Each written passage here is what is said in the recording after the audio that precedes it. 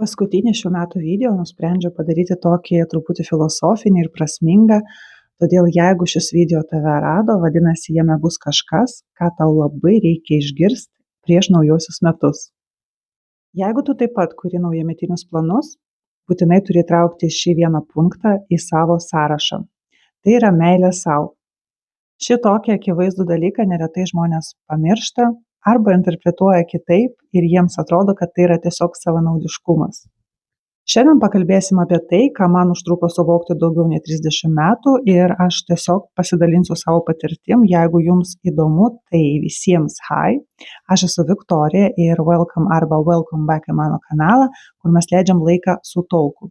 Taigi, kaip aš apibūdinčiau meilę sau, kas tai yra ir kaip mano gyvenimas iš tiesų pasikeitė į teigiamą pusę, kai aš pradėjau tikrai nuoširdžiai mylėti save.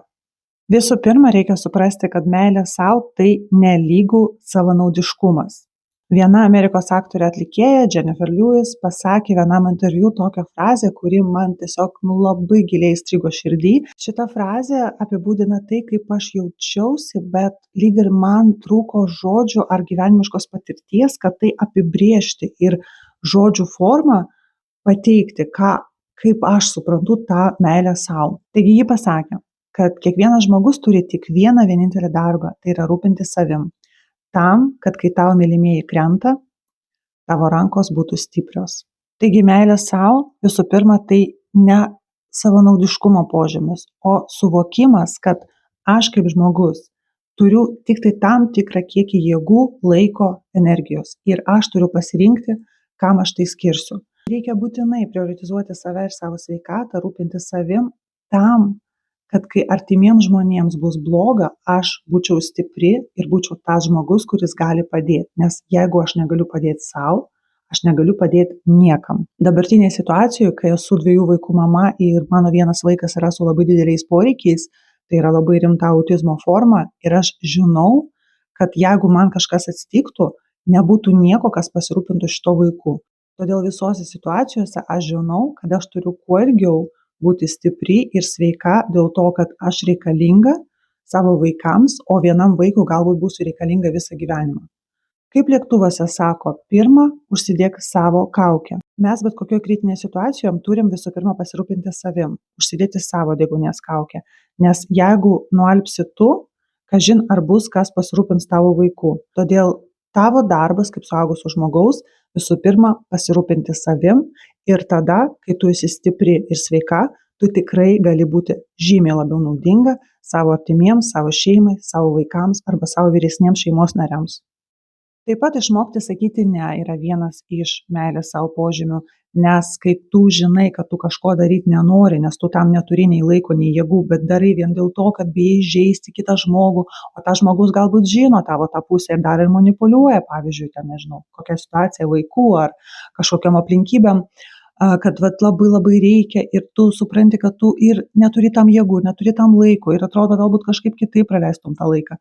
Išmokti sakyti ne ir išlaikyti savo ribas yra taip pat meilės savo požymis. Visų pirma, tu labai greitai pradedi matyti kito žmogaus manipulacijas ir tu tikrai pradedi matyti, kada tavo pagalba reikalinga, o kada prasideda kažkokios atviros manipulacijos. Taip pat reikia suprasti, kad ne yra pilnas atsakymas. Kaip sakoma, no is a full sentence. Tau nereikia aiškinti, kodėl ne.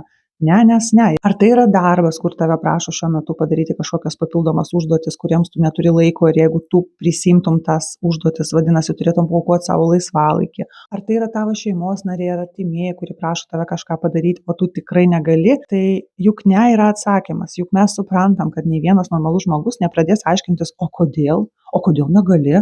Ta prasme, nes aš suaugęs žmogus ir jeigu aš sakau ne, vadinasi, aš jau pasvaršiau, pažiūrėjau savo laiką, pažiūrėjau savo galimybės ir pasakiau ne. Ir tai gali būti nebūtinai kažkokia pagalba, tai gali būti ir kažkoks renginys, kuriame tu nenori dalyvauti. Tai gali būti kažkokios kelionės, kurių tu šiuo metu nenori. Ir sąžiningai sakyti ne yra taip pat meilės savo požymis be jokio savanaudiškumo. Taip pat kitas dalykas, kurį žmonės neretai klaidingai supranta, tai yra, kad meilė sau tai nelygu visiška laisvė. Tai nereiškia toksai perdėtas iki ekstremo body positivity. Aš save myliu, todėl aš suvalgysiu 30 000 kalorijų per dieną.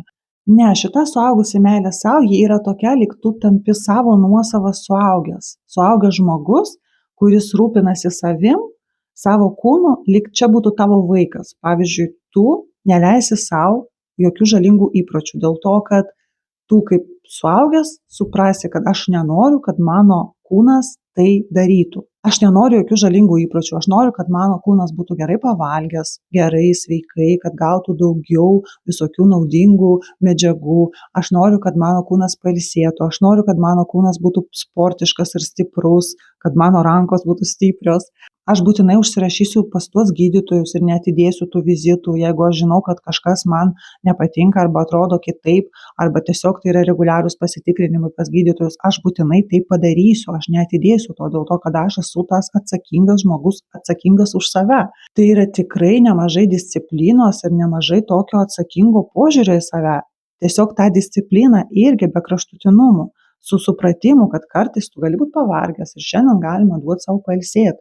Be jokių sąžinės graužimų, kad vėl tinginiauji, vėl sėdi, nieko nedarai, o ką jau visus darbus atlikai, kad tiesiog gali dabar leisti savo pasėdėti ir paskaityti. Ne, tiesiog tu kaip suaugęs žmogus supranti, kad kartais aš turiu daugiau jėgų ir padariau daugiau, kartais neturiu jėgų ir galiu sau leisti daugiau pailsėti, bet visa tai su disciplina ir su ta atsakomybė, ta suaugusio žmogaus atsakomybė prieš save, ne prieš kažką kitą. Ir atsiranda tas sveikas požiūris į savo kūną, kad mano kūnas tai nėra papuošalas, kuriuo reikia žavėtis, o tai yra įrankis arba instrumentas, kuriuo reikia naudotis.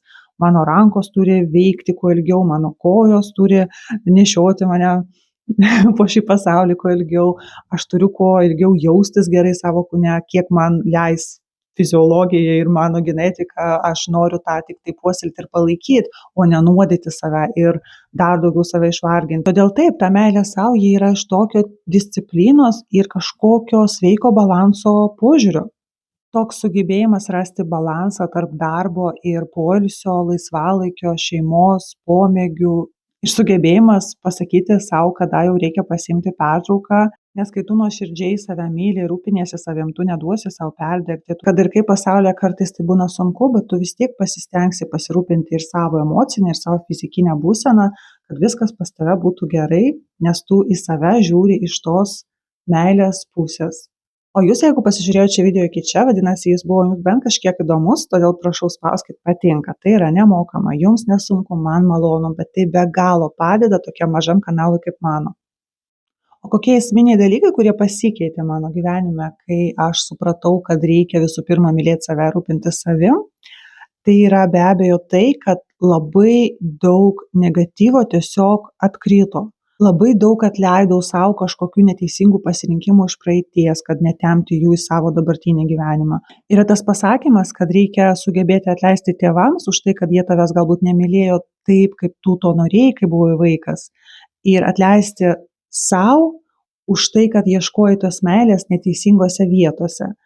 Nes vėlgi žinau, kad kai kurių santykių, jeigu aš žiūrėčiau į save iš tos meilės savo pusės, kai kurių santykių mano gyvenime nebūtų, kai kurių draugysčių nebūtų, nes kai kurios draugystės buvo tikrai pagrįstos tokiu toksiškumu. Jos buvo išlaikomos ypatingai paauglystėje, kai mes labai bijom, kad mūsų nesupras, nepriims ir mes nerasim naujų draugų. Taip pat dingo noras kažkam įrodyti, nes aš matau, kad tie, kas mato manyje tą gerą, ką aš turiu, jie ar taip tai mato. O žmonės, kuriems aš nepatinku, kad ir kaip aš pradėsiu iš kailio nertis, kad jiems įtikti, aš jiems vis tiek nepatiksiu. Todėl nereikia stengtis kažkam įrodyti arba patikti tiems, kam galbūt tau nereikia patikti. Nes aš tikrai turėjau tokių patirčių, kai man labai norėjosi patikti žmonėm, o paskui aš juos kažkaip pažinau truputį arčiau, supratau, kad jie ten vieni kitiems nepatinka, todėl tikrai nieko tokio, kad aš jiems nepatinku. Pasikeitė požiūris į darbą, kažkaip žymiai lengviau tapo išeiti iš darbo, kuris nepatinka. Nėra to noro likti darbe, kuris net jeigu visi sako, kad čia yra geras darbas ir tau galbūt šitas darbas tinka, bet čia yra kaip kokie stilingi gražūs batai, kurie yra labai gražūs, labai stilingi ir visi sako, kad jie tau labai tinka, bet tik tu žinai, kaip tau su jais nepatogu ir tik tai tu jauti, kaip tu iš tikrųjų jautiesi. Todėl galbūt kiti aplinkui gali nesuprasti, kodėl tu nenori jų avėti, bet tu atsakinga tik prieš save. Tiesiog pagalvok, kad kuo greičiau tu iš darbo išeisi, tuo greičiau tavo sugebėjimai ras pritaikymą kitose vietose, kitose darbuose, tu būsi naudinga ir galbūt žymiai laimingesnė pati. Taip pat atsirado mokėjimas lepinti save. Aš turiu omeny leisti sau būti lepinamai ir lepinti save. Pavyzdžiui, toks paprastas dalykas, bet anksčiau, kai aš buvau namie viena, namie nebuvo vaikų, aš niekad nesijungdavau eglutės, nes man atrodė, kad o kam, ašgi namie viena. Lyg aš esu ne žmogus, lyg man aš nesu verta irgi matyti tą grožį. Lyg ir ateis vaikai iš mokyklos, tada įjungsiu eglutę.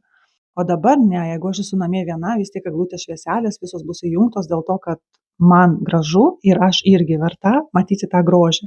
Ir nepatikėsit, bet čia yra tik tai 1 metų, taip. Bet ir kartu su tuo dingo noras konsumerizmo, nors aš iš tikrųjų minimalizmą ir tokį kaip ir sąmoningą vartojimą praktikuoju pakankamai seniai, bet vis tiek aš žinau, kad visą laiką norėjusi kažkaip užpildyti, galbūt tas irgi 90-ųjų vaikų poreikis, kai mes galbūt nelabai turėjom tų galimybių gražiai rengtis. Aš galvojau, kad Zara yra parduotuvė, kurioje rengiasi turtingi žmonės. Ir kaip, pavyzdžiui, išsikrausčiau į Angliją ir supratau, kad galiu savo pirkti, pradžioje atrodė, kad visko labai norisi, bet paskui aš supratau, kad čia eina iš to noro užpildyti tą tuštumą, kuri galbūt buvo paauglystėje, o šiuo metu aš jos nebeturiu ir tas sąmoningas vartojimas tapo dar lengvesnis. Žodžiu, prikalbėjau čia labai daug, tikiuosi. Šis video buvo jums naudingas, tikiuosi įtrauksit meilę sau, tą tikrą, nesavanaudišką ir atsakingą meilę sau į savo naujametinių planų sąrašą. Visiems laimingų naujųjų metų, būkit sveiki, laimingi ir mylėkit save. Visiems bye!